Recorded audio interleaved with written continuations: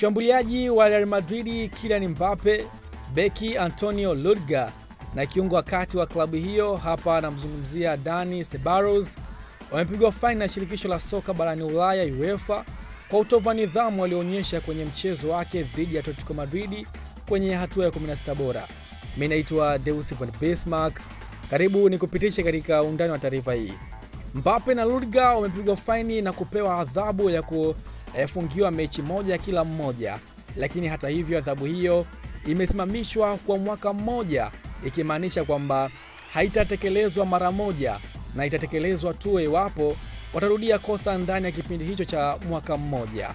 Mbappe amepigwa faini ya dola 32,878 sawa na shilingi za Kitanzania milioni 88, huku Rudiger amepigwa faini ya dola 42,838 sawa na shilingi milioni 117, huku Dani Ceballos akipigwa faini ya dola 21,919 sawa na shilingi milioni 58 za Kitanzania. Wachezaji hao wanadaiwa kufanya matukio hayo baada ya Real Madrid kuibuka na ushindi wa penalti dhidi ya masimu wao wa jadi, hapa nazungumzia Atletico Madrid, katika mchezo wao wa marudiano wa hatua ya 16 bora uliochezwa kwenye uwanja wa Metropolitano. Baada ya ushindi huo, wachezaji hao walionekana kufanya ishara ambazo ziliwachukiza mashabiki wa Atletico.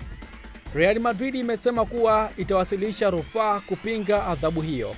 Pengine maoni yako ni yapi? Unaweza kushare nasi hapo kwenye upande wa comments. Mimi naitwa Deus Von Bismarck.